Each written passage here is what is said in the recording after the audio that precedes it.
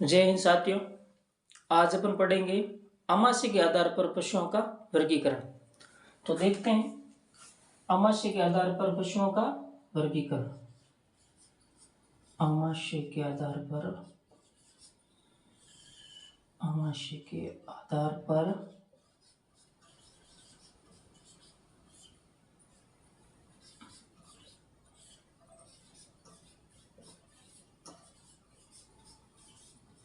पशुओं का वर्गीकरण।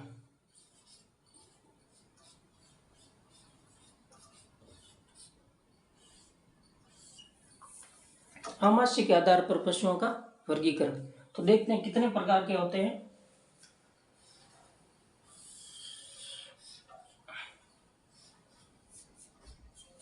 पहला होता है रोमंती। कौन सा? रोमंती। इसको अंग्रेजी में रूमिनेंट कहते हैं। रूमिनेंट। दूसरा होता है अरोमंती।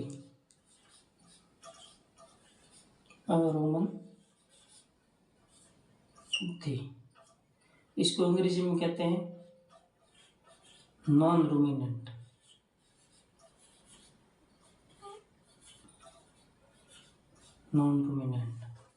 तीसरा होता है आभासी रोमंती।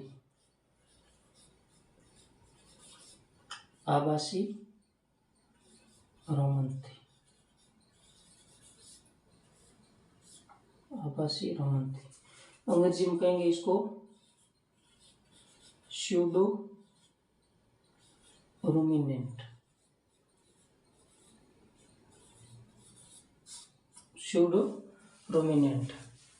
तो रोमंती, अरोमंती और आभासी रोमंती, इनमें कौन कौन से जंतु आते हैं? जैसे गाय, भैंस हैं, भेड़ हैं और बकरी इसमें आएंगे। इसके एग्जांपल देखें तो इसमें जैसे घोड़ा है,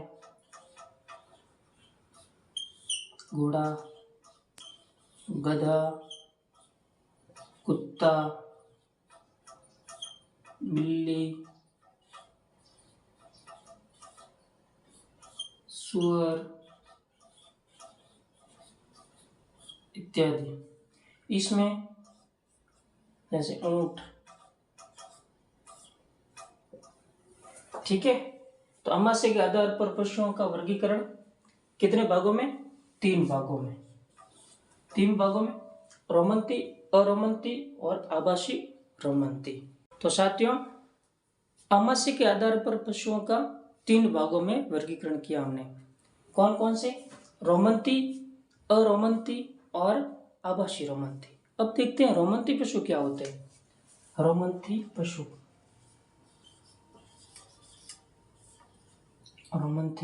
क्या होते हैं?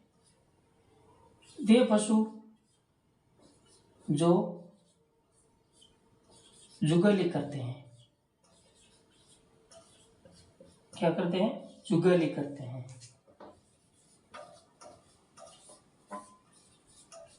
उन्हें क्या कहेंगे? रोमंती पशु कहेंगे। कौन कौन से? गाय, भैंस, भेड़ और बकरी। ठीक है। जुगाली करने वाले पशु को क्या कहेंगे अपन? रोमंती पशु कहेंगे। अब इनका जो आमाशय है वो 4 भागों में विभाजित किया गया है। कितने भागों में? 4 भागों में। कौन कौन सा? पहला है रुमेन। ठीक है, रुमेन। अब इस रुमेन है।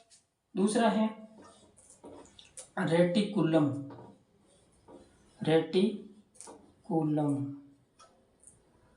ठीक है। और तीसरा है वो है अमेजन।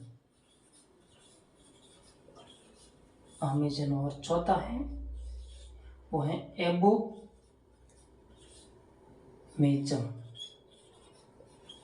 एबोमेजम।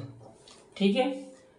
रोमंती पशु आमाशय 4 भागों में विभाजित किया गया, रुमेन, रेटिकुलम, अमेजन और एबोमेजम। ठीक है। अब देखते हैं रुमेन, इसके क्या कार्य हैं।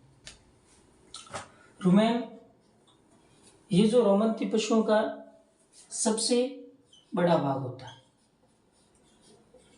सबसे बड़ा भाग होता है। ठीक है। अमाशय का सबसे बड़ा भाग रुमेन है। लगभग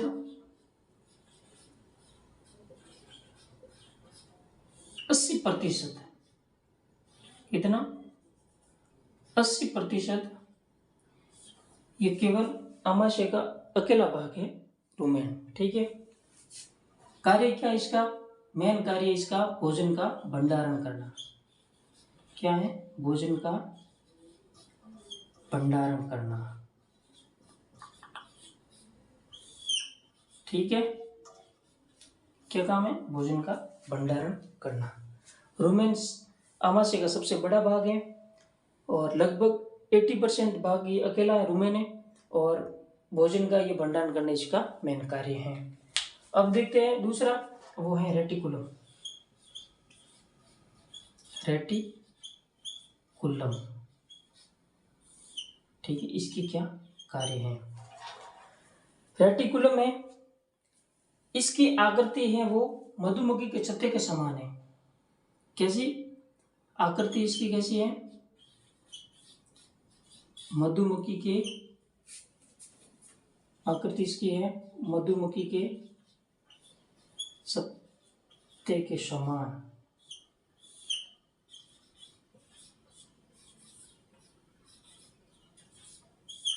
छत्ते के समान, इसलिए इसको क्या कहेंगे, हनीकॉम्ब। क्या कहेंगे, हनीकॉम्ब। यानी कि रेटिकुलम इसकी आकृति कैसी है, मधुमक्खी के छत्ते के समान है, इसलिए इसको अपन हनीकॉम्ब कहेंगे। और ये अमाशय का सबसे छोटा भाग है, सबसे छोटा भाग, सबसे छोटा भाग है। ठीक है। इसका मेन कार्य क्या है, कार्य है यदि पशु अनावश्यक चीजें जैसे कंकड़ है, पत्थर है, कील है, ऐसी चीजें खा जाता है तो इसको रोकने का काम कौन करता है, रेटिकुलम करता है। यानी कि कील, कंकड़,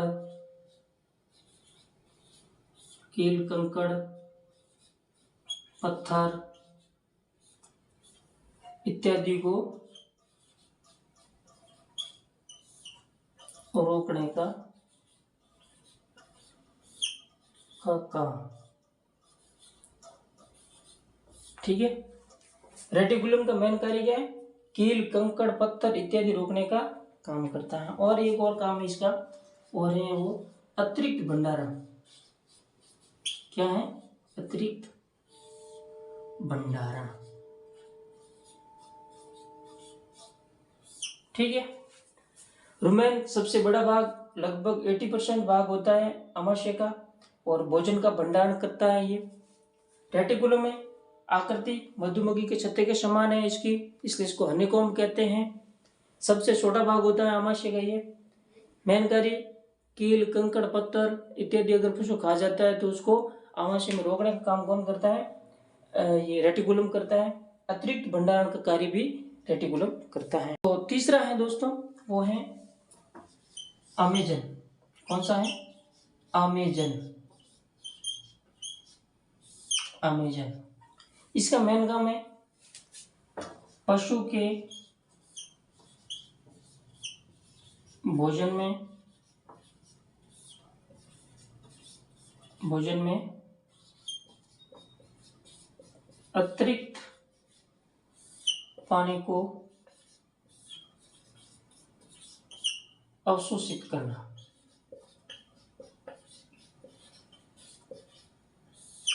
अवशोषित करना। ठीक है। तीसरा है अमेजन पशु के भोजन में अतिरिक्त पानी को अवशोषित करना, इसका मेन काम है, किसका? अमेजन का। चौथा है वो है एबोमेजम। एबोमेजम, ठीक है। इसका मेन काम है पाचक रस या एंजाइम्स होते हैं ना, एंजाइम्स हैं, एंजाइम्स का स्त्राव करता है। क्या करता है? स्त्रावण करता है। और ये आमाशय का इसको सत्य आमाशय, सत्य या वास्तविक आमाशय भी कहते हैं। वास्तविक आमाशय भी कहते हैं, ठीक है। तीसरा भाग, अमेजन पशु के भोजन में अतिरिक्त पानी को अवशोषित करना। एबोमेजम है जो पशु के जो पाचक रस हैं या फिर एंजाइम्स हैं उसका क्या करता है? ये स्त्रावण करता है और इसको सत्य आमाशय या वास्तविक आमाशय भी कहते हैं। नेक्स्ट पशु आते हैं वो है अरोमंती पशु। कौन से? अरोमंती पशु।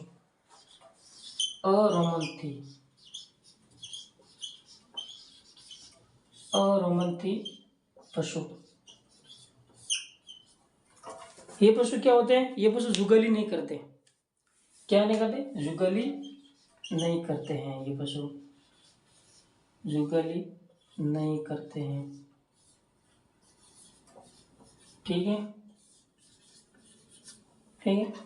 इनका आमाशय में किसी भी प्रकार का कोई विभाजन नहीं होता है। मतलब आमाशय में, आमाशय का कोई विभाजन नहीं होता है। आमाशय का कोई विभाजन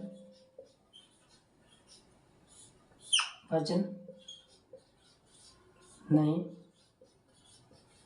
होता है, अर्थात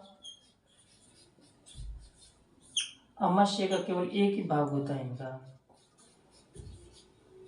आमाशय का केवल एक ही भाग होता है। एक ही भाग होता है। अरोमंती पशु जुगाली नहीं करते हैं, आमाशय का कोई विभाजन नहीं होता है, अर्थात इनका आमाशय का केवल एक ही भाग होता है। उदाहरण कौन कौन से हैं? जैसे हैं घोड़ा है, घोड़ा, गधा, कुत्ता, बिल्ली, सुअर और मुर्गी भी अरोमंती है, ठीक है। अब नेक्स्ट है अपना वो है आवासी रोमंती पशु। आवासी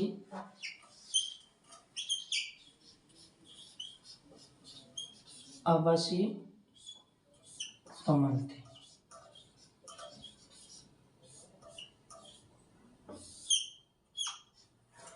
देखिए आवासी रोमंती पशु वो होते हैं जो कि जुगाली तो करते हैं लेकिन इनके आमाशय का केवल 3 भाग ही होते हैं। यानी कि ये जुगाली तो करते हैं, जुगाली करते हैं किंतु आमाशय के 3 भाग ही होते हैं। आमाशय के 3 भाग ही होते हैं।